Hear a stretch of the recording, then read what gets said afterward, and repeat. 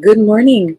Good morning. Welcome or welcome back to Bookeemonsters. My name is PK. It is Wednesday, July 2nd. We are here to look at the new releases that are published this week because it is a shorter week for the show because Friday is the 4th of July in the U.S., Independence Day. I'm not having a show on Friday. So today, Wednesday, usually we do romance and women's fiction. We are still going to do romance and women's fiction, but we're also going to add fantasy and sci-fi. So we're going to be doing drive-bys. We've got 24 books to get through in 22 minutes, so it's going to be fast. Quick announcements. I don't have any sprints tonight. I don't do them on Wednesday night. Our next sprints are tomorrow night, Thursday night at 8 p.m. Eastern. They go for 2.5 hours. And then again on Saturday afternoon for 5 hours. Hope you had a good day yesterday.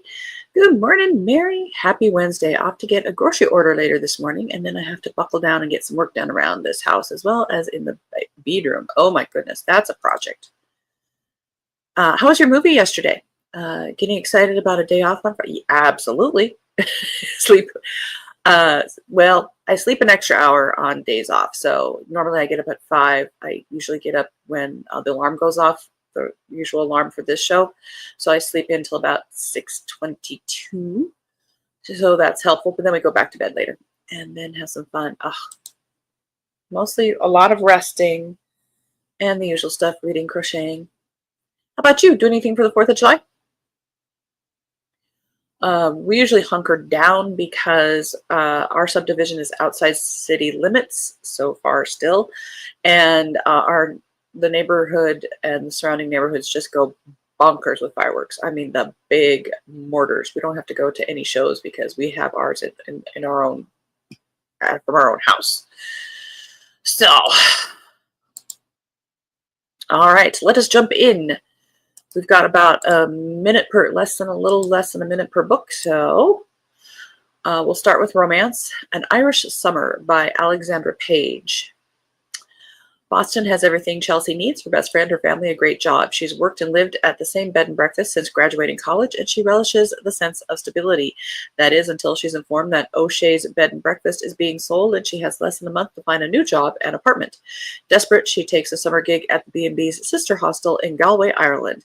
It'll be an adventure, she convinces herself, and it'll give her some time to plan her next act. I'm sorry, going to Ireland for a job? Heck yeah.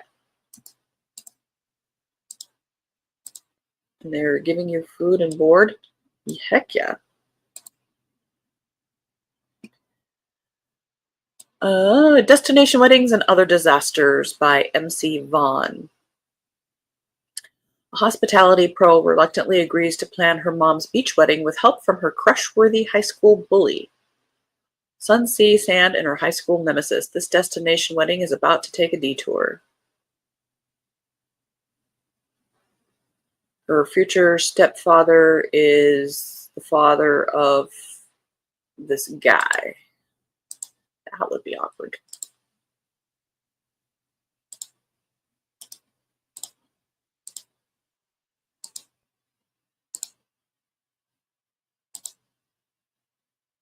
The movie was surprisingly good. It was loud. Formula, oh, sure, but good. Sitting on the edge of your seat. Racing can be addictive, especially those cars.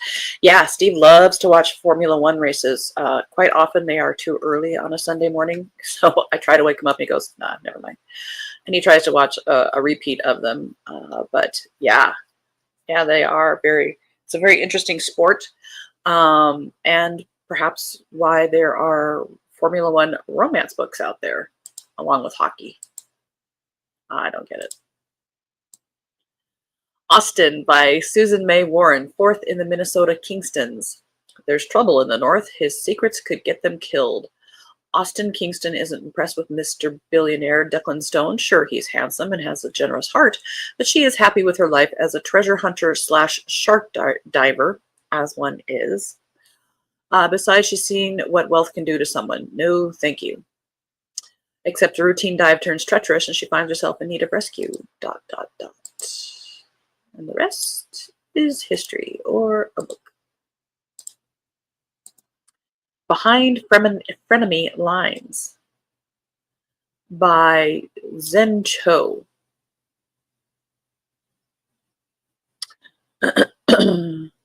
Rivals to lovers romance. Sparks fly when an ambitious, rules-bound lawyer clashes with a maverick new hire who threatens his chances of partnership and the walls he's built around his heart.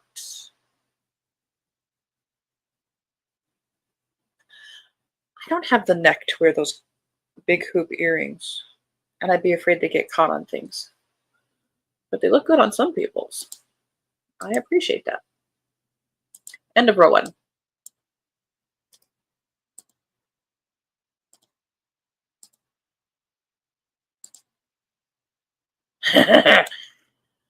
Brad could come to my house.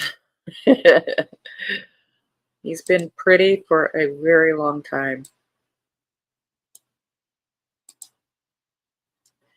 Finding Mr. July by Anna E. Collins.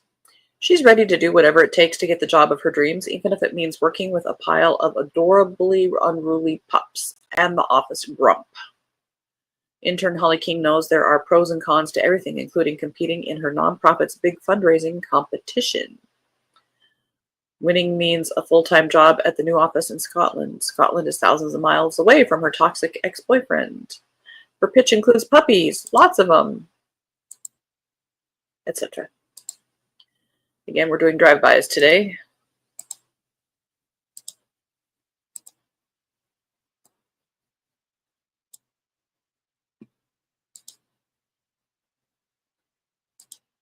How Freaky Romantic by Emily Harding. This is a debut. An aspiring lawyer is forced to work alongside the opposing counsel in her best friend's divorce case, which leads to the biggest irreconcilable differences of all: love.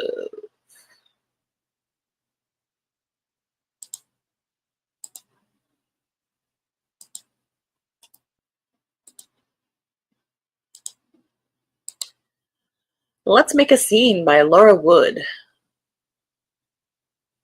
Looks like this is kind of a sequel. It's calling it a companion novel to Under Your Spell.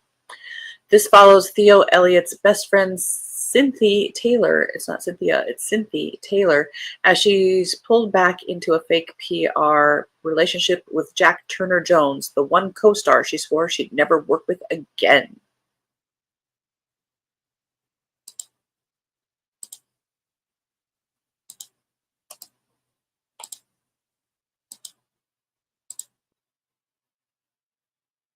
Overruled by Lana Ferguson. Two divorce lawyers. It's lawyers or bed and breakfasts today, it seems. Lawyers. Two divorce lawyers determined to share only beds but not hearts discover that love is something that can't be overruled in this steamy contemporary romance. Danica Pierce has one great love in her life: work. I bet that's about to change. End of that row.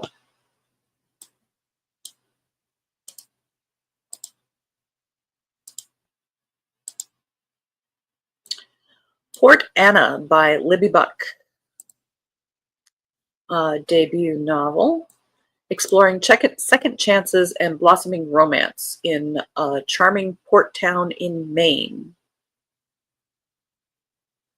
Just about everything has gone wrong for Gwen Gilmore. I wonder why they chose the name Gilmore. Over the past year, she's lost her mother, her teaching job, and been dumped by her, albeit not that great, long-term boyfriend. Adrift and out of options, she packs her life into her barely functioning car and makes the lonely drive north to the only place she can think of going: her family's aging cottage on the Maine coast, Periwinkle, which she's recently inherited. See? Your life isn't awful. You inherited a cottage in Maine.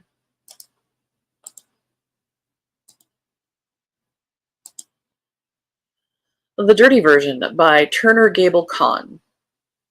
Heat rises and sparks fly when a surf town author and an intimacy coordinator are thrown together to write new steamy sex scenes for a TV series based on her hit novel. And this is also a debut.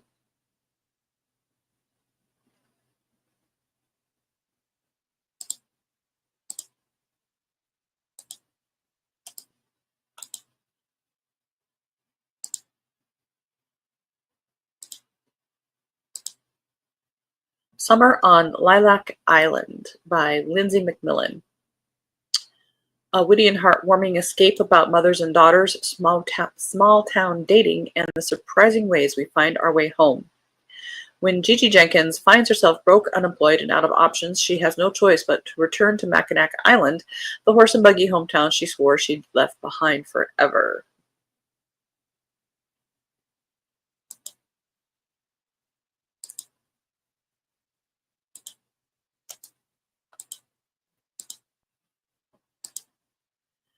Designed with Love. Second in the Hope of Cheyenne series by Tracy Peterson. Love weaves together two determined hearts through even the most unexpected paths. After being widowed on her wedding day, Emma Johnson moves to Cheyenne with her sister-in-law to start over. Emma's life has been marked by wild living and a desire for fun, but the death of her husband forces her to reconsider her priorities.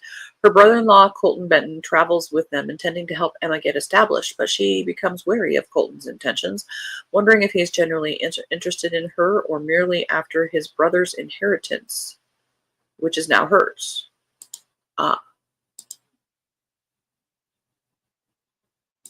End of that row.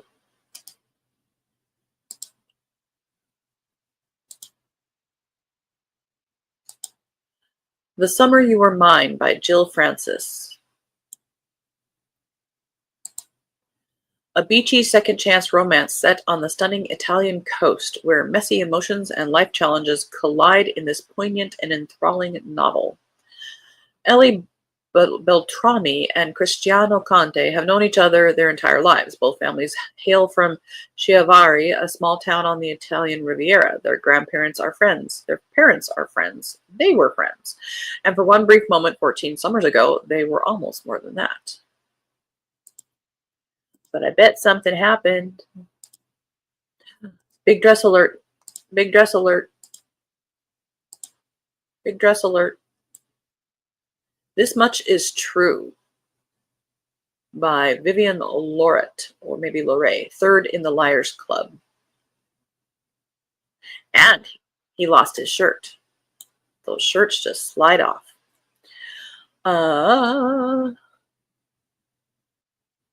Thrill-seeking debutante and a highwayman who is more than he seems on the surface. I bet he's a spy. Althea Hartley has lost her spark. As the youngest daughter of an eccentric family, playwriting is in her blood, but 2 failed seasons have left her disenchanted. In desperate need of inspiration, she takes matters into her own hands by creating a tale of a dashing highwayman. What could possibly go wrong? But her stories prove to be a little too true for the actual highwayman living beneath the town's nose.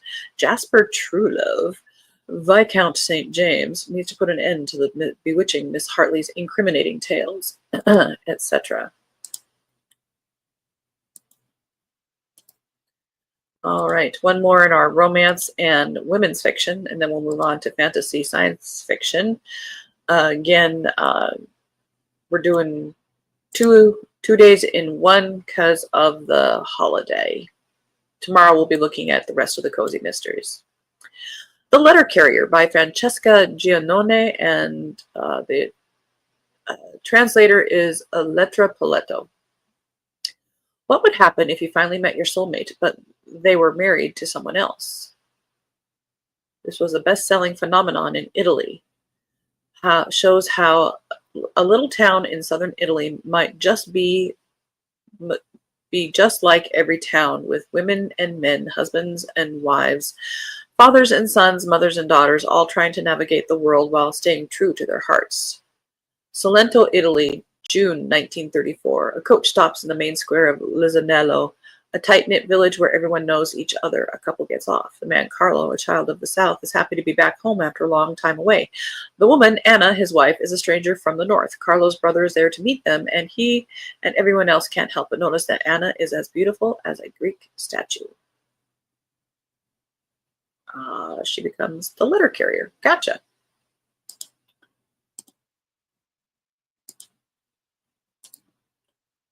All right, moving into the fantasy and science fiction phase. And Mary says, and no, exactly, no shirt. I bet he is he's a Viscount. Oh, only a Viscount, but yeah. Lesser on the pecking order.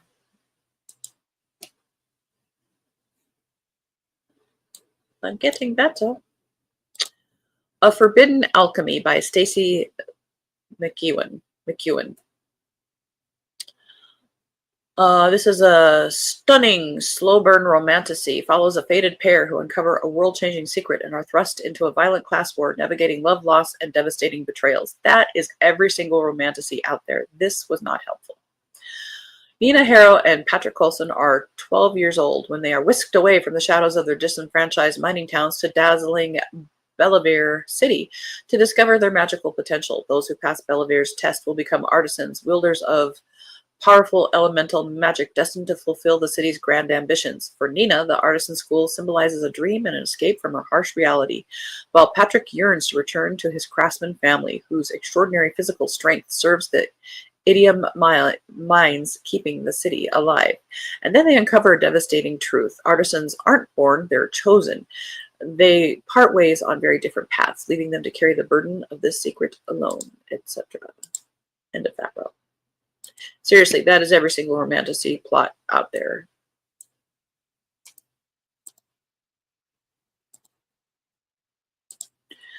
Bound by Stars by E.L. Starling. Oh, this is another romantasy, maybe. It's a sci-fi romance. A love that defies gravity and fate. She never belonged in his world. He never thought he'd leave it. When Wesley Fleet wins a golden ticket aboard the Boundless, humanity's most opulent starliner, it's a dream and a danger. Raised in the dust-ridden ruins of Earth, she is thrust into the gleaming luxury of Mars Elite, where every whispered word carries weight and every glance is a silent judgment. And none watch her closer than Jupiter, the golden boy of Mars high society, bound by duty, legacy, and a future he never chose, etc. Let's do something different. Let's do a romantasy, but set it on a spaceship. Oh, that'll be totally different. Coffee Shop in an Alternate Universe for those cozy fantasy readers. When Brenda's internet goes out right before an important scholarship deadline, she stumbles right into Kat's family's coffee shop. Brenda is swept away by a cool, confident Kat who actually cares about Brenda's 19-step plan to save the world through science. Meanwhile, Kat can't stop thinking about Brenda, who is smart, passionate, and doesn't seem to care that Kat is the prophesied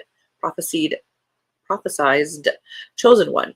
The only problem, Kat and Brenda are from different universes, like need to find a portal to go on a second date different universes.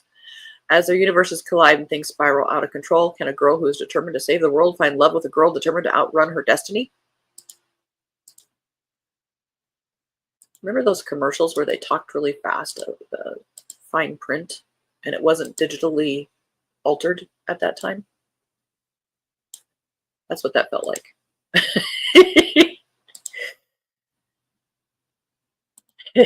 She said with her talking about Jake. Only a vi can. The Curse That Binds by Laura Thalassa. It's a prequel to the Bewitched series trilogy. 2,000 years before there was Celine, there was Roxolana. Her love faded, her love doomed, and her story forgotten. Until now. When young Roxolana first hears a voice in her head, she thinks she has gone mad.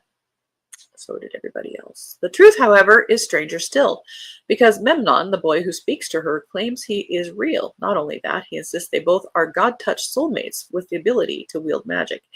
That's what all mad creatures say. As wild as his claims are, they gradually come to pass. First, Roxolana's power awakens, etc. We gotta keep moving.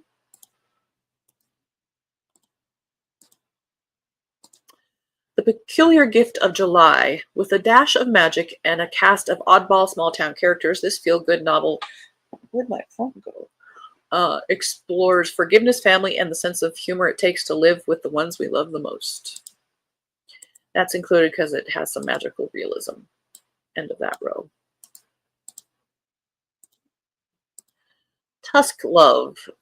8th in the Critical Role series by Thea Kwanzan. I think that is the author. A merchant's daughter who yearns for adventure gets more than she bargained for when she falls for a broodingly handsome stranger in this saucy romantasy. Are you a saucy wench? Wendy's Ever After by Julie Wright. Chosen as Wendy Darling embarks on a new journey where her past in Neverland collides with her future hopes for love, only to rediscover the adventure never truly ended.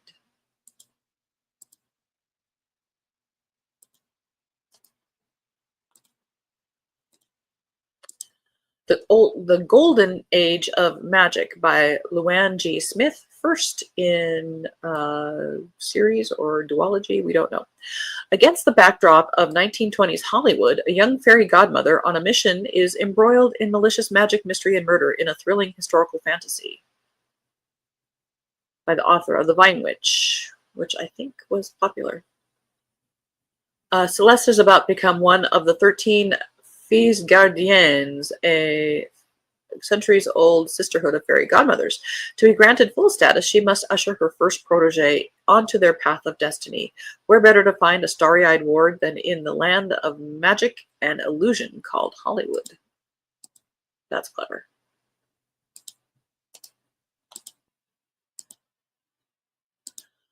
The Winds of Fate by S.M. Sterling, second in the Make the Darkness Light series. Artorias and his team must race against time to thwart a looming clash between two ancient powers, navigating a treacherous landscape where their actions could rewrite history and spark a catastrophic conflict. And that is what we have. We made it with a few moments to spare.